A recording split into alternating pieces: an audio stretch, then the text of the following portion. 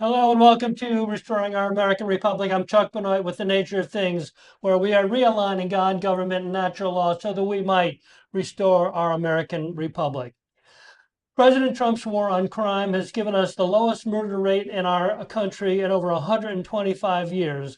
That is an incredible feat. Getting illegal immigrants off the street, prosecuting murderers, keeping them behind bars, work to prevent crime by violent repeat offenders. The scriptures say that God destroyed the earth with a flood because murder was rampant with mankind. And the first command that God gave Noah as he got off the ark was about murder. He said, "Whoever sheds man's blood, by man's blood shall be shed, for the image of God, in the image of God, he, God, made man." With the onset of civil government, that responsibility was more adequately placed in the hands of government. But more recently, in American culture, the violent offender has been deemed the victim. They have been regularly let off the hook for the violence they perpetrated. So, a heartfelt thank you to President Donald J. Trump for at least attempting to return the victim status to, well, the actual victim. And thank you, President Trump, for making America safe again. So hopefully we can get through our thing today. We're having a little bit of audio problems, but good morning, Mike Levine. How are you this morning? Good morning, Chuck. It's Thursday already. Happy Thursday. Thank you. Yes, happy Thursday to you too. And before we get too started, I wanted to give you a shout out. You're going to be speaking tonight at the Florida Republican Assembly meeting up in Tavares at the Civic Center. That's correct. At the Tavares Civic Center, which is located at 100 East Caroline Street in downtown Tavares.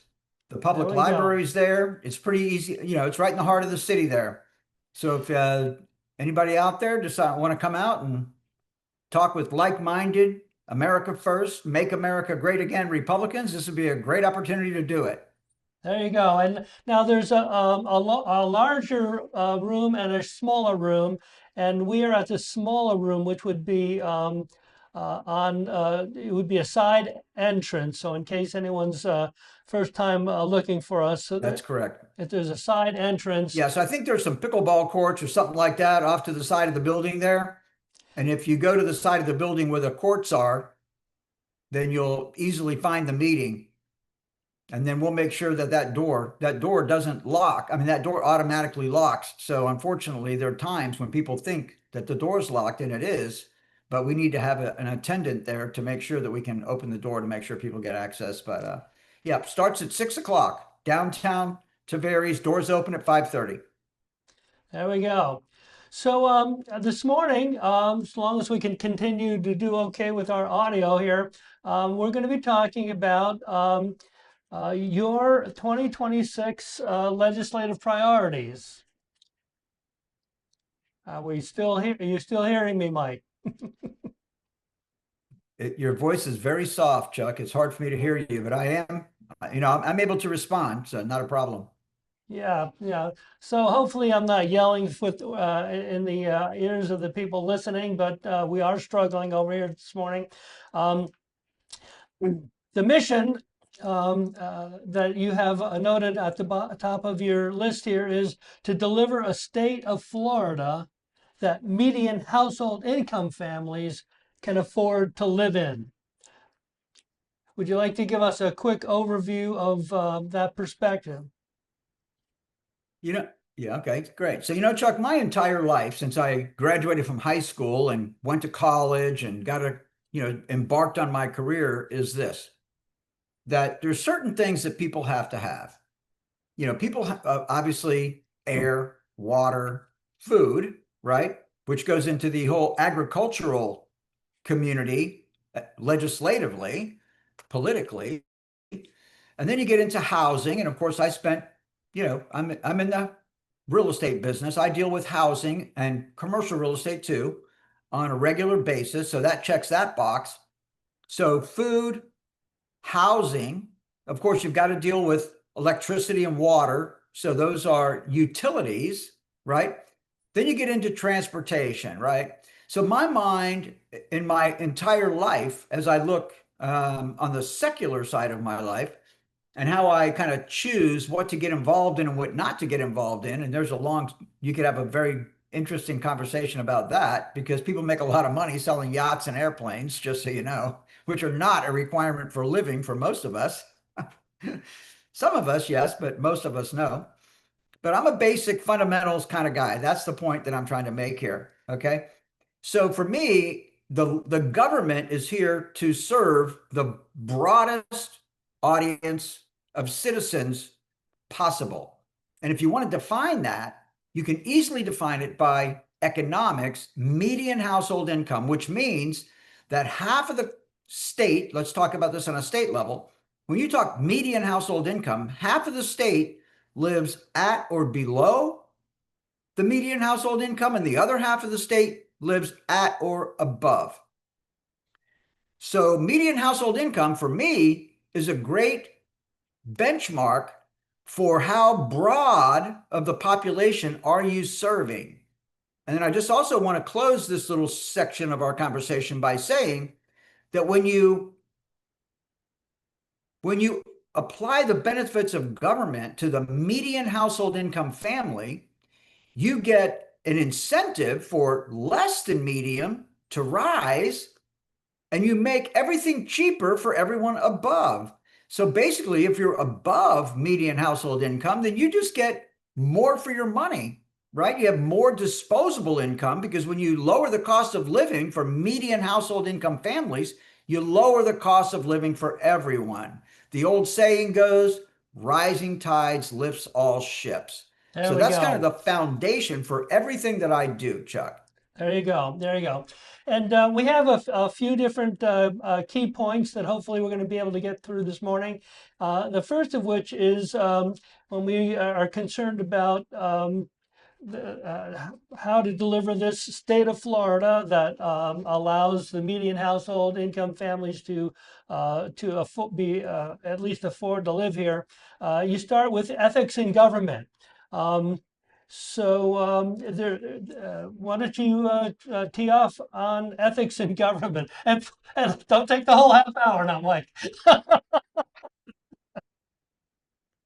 The elusive ethics in government conversation, right? So I'm going to tell you right now that if we could restore ethics to government, we solve all the other problems, right? I'll tell you something, Chuck. I had a meeting with the rabbi yesterday, and the point is that God creates problems to be solved. That's why, people wonder, why does God allow bad things to happen in the world?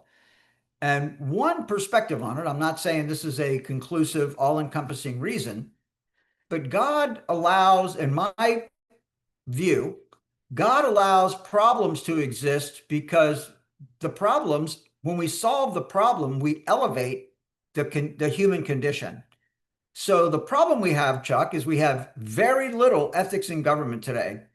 So I'm going to just keep this real short, and I'm going to say this to you. Just like I told you previously in our earlier conversation on this episode, I told you what my values are. If you make life easy for median household income families, you make life better for everyone.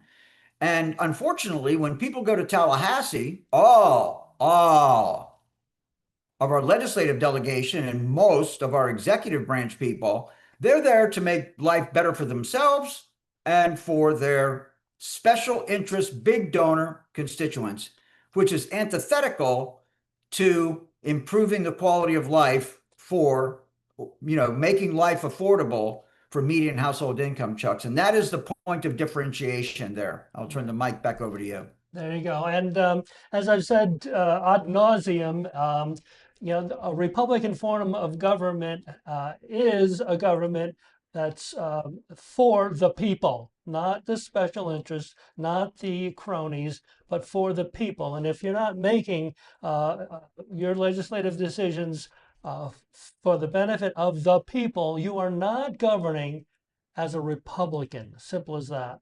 Well, let's move on to the next topic.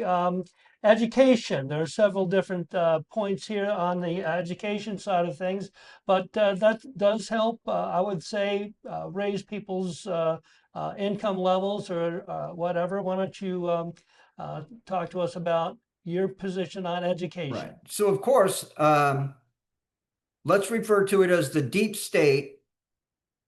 Well, the Communist Party, who have declared for decades that America will fall without a single fire shot because it will be taken over from within.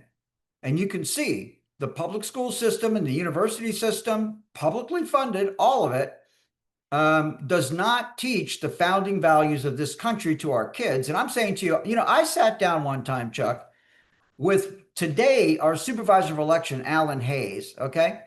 And of course, Alan served 8 years in the Florida House, termed out, and then served 6 years in the Florida Senate and chose not to run, actually stepped down, I believe, from his Senate seat to run for the supervisor of elections office, which he holds that office now. And him and I had lunch together, just me and him one time. And we both agreed that if you read the Bible, you don't have to read anything else. All wisdom is included in the Bible. Yet, we don't teach that to our children. So I would suggest that, in education, instead of putting our kids in prison for 12 years, we ought to just read them, teach them the Bible, and they'll figure it out everything else for themselves. Now, that could be, a little overstatement, right? You might say that we probably ought to teach them a little bit of calculus or physics or whatever you want to make sure that we can make better computer chips in China. But I believe foundationally, all of that follows. Okay. When people have the Spirit of God in their soul, they will prosper, Chuck. Our early education system in America was totally surrounding the Bible, and obviously you can get math and more current history into the situation along with the Bible, but that was the foundational piece of our founding school system. And you have here that, again, we have to demonstrate to Florida families that the state of Florida does put the median household incomes families first, and that can be an education system too. And we need also to teach children and their parents that there is a good life ahead for those who work hard and play by the rules. Is there anything else here in the education list here that I'd you'd like to talk about those two topics if you don't mind. Sure, go ahead. So years ago, based on a lobbying trip back in the old days, Lake County used to go up and lobby the legislature, and we would, the county would encourage, people to sign up and travel together, and it'd be citizens from Lake County that did the lobbying for the county. But of course, we trashed that because the citizens that went to lobby didn't always agree with what the what the county commissioners and constitutional officers and other stakeholders wanted. So we scrapped it, and we now pay lobbyists to lobby the legislature for us, so that we have that little micro voice is the loud voice being heard in Tallahassee. But let's see here. My point on this subject would be that, so from that lobbying trip, a foundation was created because of my comments over lunch to Leslie Campione, Wendy Breeden, and a gentleman by the name of TJ Fish, who ran the Lake and Sumter Metropolitan Planning Organization. We were sitting around the table having lunch, and they asked me what I would do if I was in charge. You know what I mean? So I said I would teach intermediate and advanced computer skills, technology skills in the libraries. And so we put this foundation together, and then Lori Baker, Carrie Baker's wife, was on the foundation. And one day after one of our meetings, I was talking with Lori as we were disembarking out of the meeting. And I told her, I said, you know, Lori, from my period where I come from, my life history, I'm suggesting to you that at least 50% of the population just wants government to leave them alone. They just don't want to feel it, right? And she agreed with me, okay? Which is a major step, Um, the Baker family obviously is involved in politics in Lake County for generations. And Carrie Baker's wife, Lori, agreed with me, I don't know how many years ago it was, call it 10 years ago, that at least 50% of the population just wants to be left alone. That's my point to you. So the next step becomes, and this is what I'd like to see happen. I would like to see us just do an outreach program to um, teach people who are not engaged civically that they do, in fact, have an interest in what happens in government. And if they will work hard and play by the rules, then their voice can be heard if they make their case. But of course, that just goes into a much deeper conversation, which we've already had about the importance of biblical teaching, right? And what does a respectable lifestyle look like so that when an individual or a family has concerns about what's going on in government, that the government is actually willing to listen to you. So that's kind of the two-edged sword. Number one, do people Okay. believe that they actually have a stake in government and that the resources of government benefits them? That's a question. And the second thing is, if you don't believe that the resources of government benefit you, then my recommendation is join us, prepare yourself, and make your case. Because as you and I agree, I'm going to assume that we agree that God created every single soul. No soul was created better than another. And by working on the instructions from God, we human beings prepare ourselves to take dominion over the earth, which includes our political situation, Chuck. So our third point here is affordability. You're moving pretty quickly off of that Yeah, there. well, we're trying to keep us in here. Time keeps moving I along. got it. I got it. Okay. This is Yeah, it number was a three of mouthful. I agree. there you go. Number 3 of 5, affordability. Prohibit the state of Florida from subsidizing housing purchases. Now, someone might say, how is that helping affordability? When you subsidize something, demand for the product goes up. We know that we're undersupplied in the housing market in Florida. So when you subsidize housing purchases, you make houses more expensive. And I just want to tell you, Chuck, that when people buy housing in an undersupplied market that's subsidized by the government, every single one of those people that buy a house, and oftentimes the government is giving these people money to buy the house, they're overpaying for the house. So the damage you're doing to the buyer is actually worse than keeping the buyer in a landlord-tenant relationship, Chuck. Does that explain it clearly enough? It certainly does. There are a few other things here. One of them is one of my bailiwicks here is make electricity affordable by restricting production of Florida's commercial energy producing output by wind and solar technologies to 10% of Florida's electricity requirements. I am so sick of hearing and driving past these solar farms. Um, what say you? Couldn't agree more. Yeah, I couldn't agree more. Not to mention the fact I think that there's some really breaking technology that's going to put the whole green energy thing to bed, and that is fusion nuclear production. So again, just a brief, today nuclear production is done by fission, splitting atoms. But there's technology on the rise right now that makes energy production possible by nuclear fusion, which are combining atoms, which is much safer. The nuclear plant is a lot smaller, less expensive, and safer. So I foresee the day that we actually have nuclear powered engines in our cars, Chuck. So that's a big deal. I think that's going to come online within the next couple of years. You're going to see the first application of nuclear fusion into the market, and that's going to just render if people, but of course people aren't reasonable, right? I mean, the climate change people, I mean, it's just like, gender identification, right? I mean, it's just the most ridiculous thing you've ever heard in your life. There's no way this actually makes sense, but they cling to the argument anyway.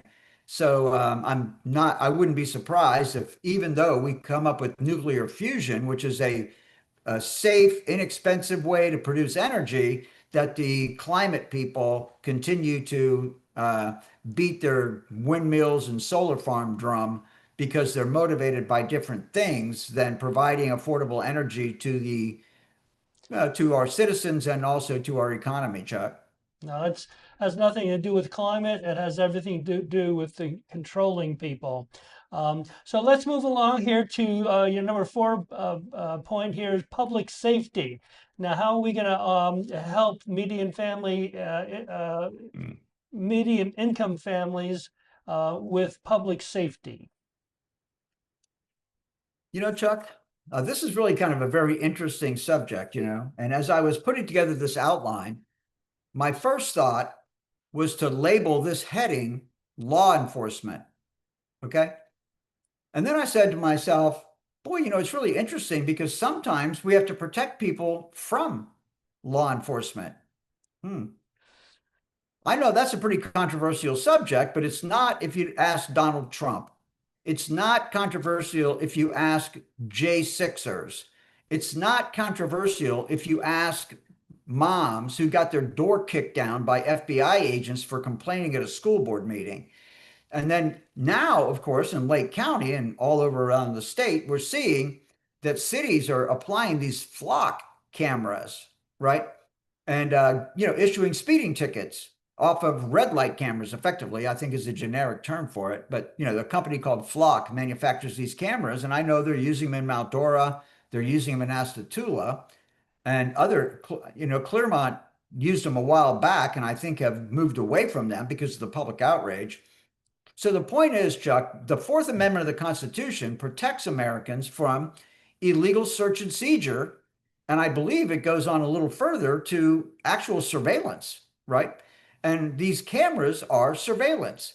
So I don't want to, pigeonhole this whole conversation about law enforcement or public safety about cameras, but the cameras are a huge deal, Chuck, particularly as we move more and more into this technological age and artificial intelligence becomes a bigger part of our life. Because I'm saying to you that what we're doing right now, Chuck, our broadcast today will be etched into history forever. There will never be a time in the future that you will not be able to find this if you diligently search for it. So everything I'm saying today can be used against me, and will, keeping in mind that our Republican Executive Committee Chairman Taylor Yarkowski has an open investigation against me, accusing me of extorting him, utilizing his position power as a state rep to influence the Florida Department of Law Enforcement to harass me into basically silence me. And so that makes my point, because the Florida Department of Law Enforcement knows that I did not extort Taylor Yarkowski, yet they still have an open case. So the point is that government is weaponized. And while, yes, we need law enforcement to protect us from sleeper cells and all other kind of things that are going on in this country, particularly with the Iran war going on, but we also have to have a vigilant voice protecting us from law enforcement, Chuck. There you go. There you go. I don't know if you want to give a quick shout out, very, very quick. We've talked about nations in action, and they have a good governance guarantee affidavit. Just 30 seconds on that, Mike. Yeah. Well, my friend Maria Zach, who's a very seasoned and accomplished political influence, an activist, very accomplished, very smart, dedicated her whole life to it. And she came up with her organization is called Nations in Action. And she has a program called the Good Governance Guarantee. And what the Good Governance Guarantee does, it basically implements, I would say, law that every government employee signs an affidavit every time they pick up a paycheck that says that they did not see anything unethical or illegal in the department where they're working since the last time they signed one of these affidavits. So the big deal there is audits, affidavits, and transparency. Let me say it again. Audits, affidavits, and transparency. So every government office should be independently audited periodically. Point number one, that's audits. Number two, the affidavits. I just explained to you that every government employee should sign an affidavit stating that they did or did not see unethical or illegal activities going on in the government agency in which they work. And transparency means that all public records are published. Okay. And that would go like, for example, Chief Financial Officer Jeff Atwater, when he was Florida's CFO, made a commitment to Floridians, and he published the entire, not just the budget, but all the transactions, all government contracts, all of that were published online under CFO Jeff Atwater. So that would be an example of transparency and the level of transparency that we need here in the state of Florida, Chuck. There we go. And your final point under your 2026 legislative priorities on how to assist Florida to become a median income family advocate is growth management. And you mentioned right up front, restore the 1985 Growth Management Act. What was that? And tell us about it. Yeah.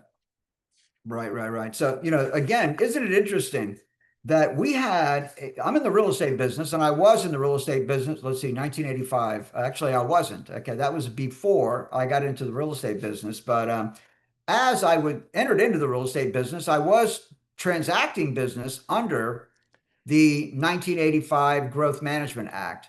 And what happened there was, particularly you get into um, um, uh, let's see, what do they call it? DRIs, developments of regional impact. And those developments stretch across county lines. So the impact stretches across county lines. So if you put in a residential subdivision near a county line with 2,000 housing units in it, then the demand for roads, schools, all that, it impacts the county next door. Okay. So basically, there was an organization, a department of government called the Department of Community Affairs, the DCA. And when anybody came to, number one, it established that the cities and counties had to submit planning and zoning maps, plans every 10 years. So it established that. And it also said that if you're amending the maps or plans and the project that you're working on impacts across county lines, and it has to get approved by the Department of Community Affairs. And I'm sitting here looking at where we are right now with the state of Florida just completely blowing out, usurping the authority of cities and counties over land use. And I say to myself, we had this right in 1985 and we dismantled it. So I say we put it back. Okay. There you go. Does that cover it for you? Well, yeah, I guess it does. There are a few things that you've listed over here.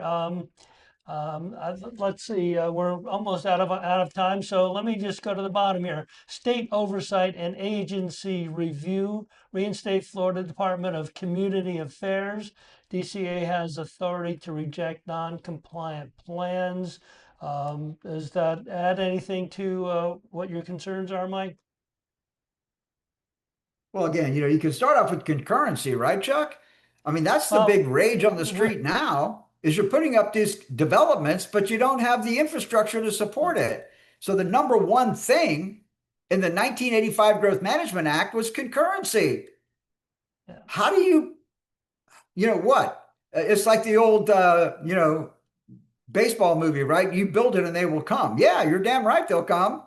But how are they going to get here and how are they going to get out, right? And how are we going to take care of all the demands that humans have on development um, when we aggregate together in high density numbers, right? I mean, there's a lot that goes into being able to service human beings. Yeah. So concurrency is a huge issue, Chuck, right? Yeah, And you it go to the is. next And item, comprehensive planning we covered. Um, well, Consistency requirements, that's just making sure that the city and county plans are consistent with the state plan. And the state says, hey, this is what we expect to see over the next year to 10 years, right? So we want your local plans to be concurrent, consistent with state plans. I don't think that's unreasonable, but I do think it's unreasonable for the state to say, you know what, you're just not even in the conversation anymore at all. And we're just going to let this. I have a bad word in my mind right now, but let's substitute the bad word that I have in my mind with the word disaster. We're just going to let this disaster happen by taking away your input on the planning, which will create development disasters. It's happening right now all around us. I mean, Nan Cobb's constituents are complaining about it, right? there you go. So the Well, problem is happening. So I'm suggesting that by reinstating the 1985 Growth Management Act, you solve all the problems that people are complaining about. And we actually did it in the state of Florida for way more than a decade, right? I think Rick Scott began dismantling the Growth Management Act, Chuck. okay. Well, we are out of time. We managed to get through your 5 points. And would you mind giving us a short closing statement? Well, it's interesting, Chuck, um, that when we talk to our children, and I'm a grandfather, so I'm thinking about my grandchildren right now. And for me, I know that if I can teach my grandchildren to live by the instructions of God, then that's the best thing that I can do for my grandchildren. And then you can expand that conversation out to us socially and politically. And that's the answer. So I think this is the direction that God's taking us in his 7,000 year plan. And maybe someday we can talk about that. But I do believe that humanity is destined for peace on earth. And eventually we will wake up and realize that living according to the instructions of God is the formula for prosperity and peace on earth. And for me personally, Chuck, I do what I can do, of course, in my imperfection, and attempt to advance the will of God on the earth in my community as much as I can. And that's the reason that you and I do this broadcast, Chuck. There we go. Well, thank you, Mike Levine, and thank you all again for tuning into our twice weekly live stream. Please follow us on Facebook at Restoring Our American Republic. Check us out on YouTube at Restoring Our American Republic ROAR. Please like and share the program. And remember, if you're unwilling to govern yourself, you will be governed by tyrants. Until next time, God bless you. God bless President Donald J. Trump, and God bless America.